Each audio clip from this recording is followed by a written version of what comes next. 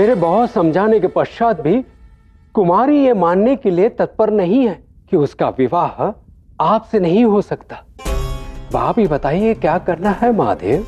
कुछ समस्याओं को यूं ही छोड़ देना ही उचित होता है। समय अपने आप उनका हल निकाल देता है। समय की गति के साथ इस समस्या का हल भी निकल ही आएगा, क्योंकि जैसे जैसे समय बीतेगा कुमारी स्वयं समझ जाएगी कि उसका और मेरा विवाह संभव नहीं। नारायण नारायण। कुमारी, मैं तुम्हारे इस प्रेम और इस भक्ति को नमन करता हूं, परंतु मैं तुमसे विवाह नहीं कर सकता। एक ना एक दिवस आपको मेरी पुकार सुननी ही होगी महादेव। मेरा विवाह यदि होगा तो आपसे ही होगा। ओम नमः शिवाय, ओम नमः शिवाय, ओम नमः शिवाय।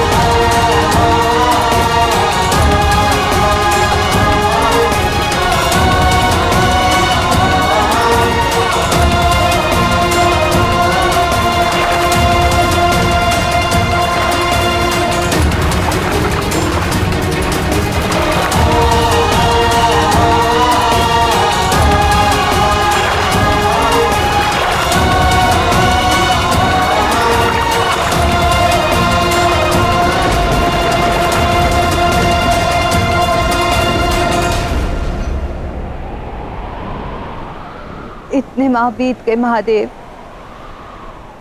मुझे आशा थी कि आप मेरी प्रार्थना अवश्य सुनेंगे, किंतु कदाचित आपको ये स्वीकार नहीं,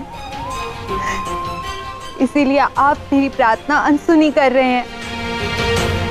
पर अब मुझसे और प्रतीक्षा नहीं होगी महादेव, आपको मेरी प्रार्थना सुननी होगी, सुननी ही होगी।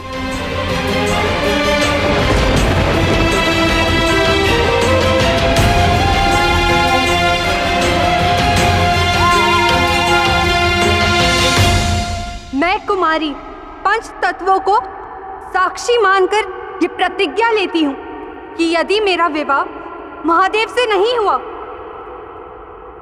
तो मैं आजीवन अविवाहित रहूंगी और सदा के लिए कुमारी बनकर महादेव की प्रतीक्षा करती रहूंगी।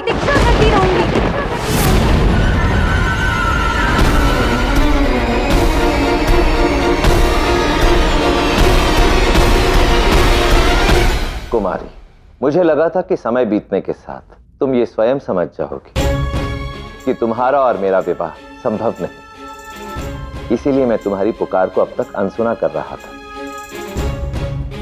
परंतु अब प्रतीत होता है कि मुझे स्वयं आकर तुम्हें यह समझाना होगा।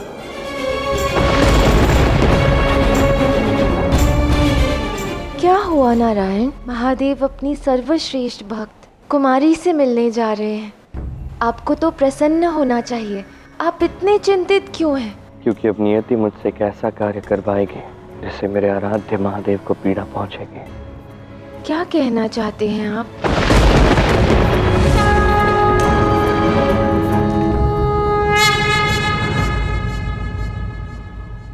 नारायण, सहायता कीजिए, महादेव को रोकिए। नारायण, यदि वो उस कुमारी से मिलने पहुंच गए और उन्होंने देखा कि कुमारी को उनके प्रति कितना प्रेम है, यदि महादेव और कुमारी का विवाह हो गया तो अनर्थ हो जाएगा। हम पहले ही देवी सती की मृत्यु देख चुके हैं नारायण।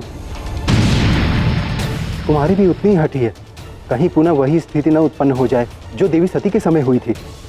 केवल आप ही उन्हें रोक सकते हैं प्रभु। किंतु कुमारी का क्या? यदि महादेव उससे नहीं मिले तो? उसने तो आजीवन महादेव की सच्चे मन से पूजा की है। क्या उसके प्रेम का कोई मोल नहीं है? मोल है देवी लक्ष्मी, और तर्क भी उचित है, किंतु समय की मांग ही ये है कि मैं अपने आराध्य महादेव को रोकूं।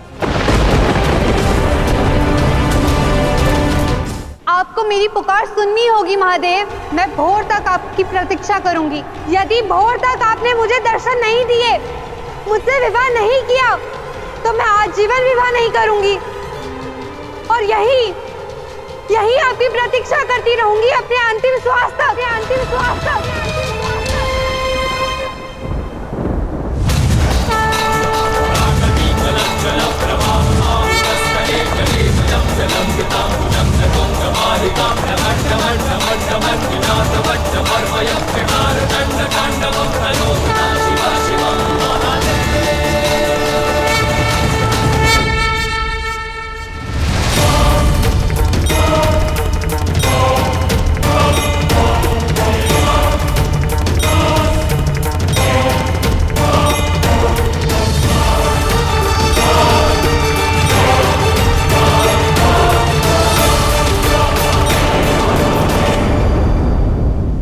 आराध्य आप?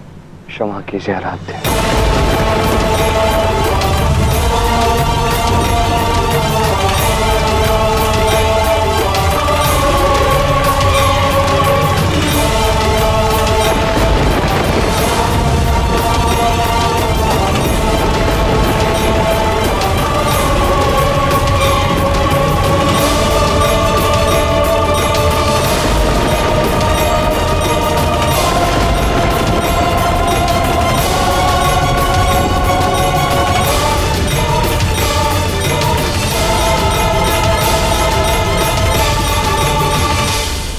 आपने ऐसा क्यों किया आराध्य? क्यों किया यह अनर्थ? ताकि नियति को अर्थहीन होने से रोक सकूं आराध्य। भविष्य में आपका विवाह देवी पार्वती के साथ निश्चित हो चुका है। मुझे आभास है उस पीड़ा का, उस दुख का जो आपने अनुभव किया जब आपने देवी सती को खोया था।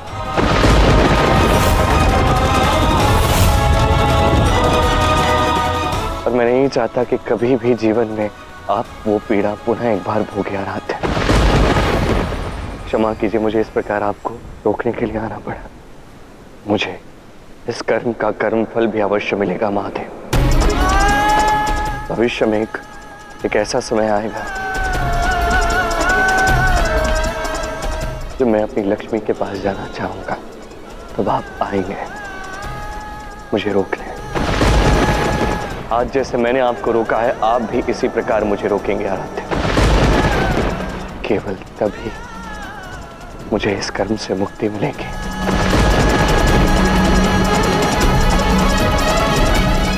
मैं आज आपसे वचन चाहता हूं आराध्य कि चाहे जो कुछ भी हो जाए, उचित समय आने पर आप मुझे रोकने आएंगे। हाँ आराध्य, मैं वचन देता कि जब समय आएगा तो मैं आपको आपके कर्म फल से मुक्त कराने अवश्य आऊंगा।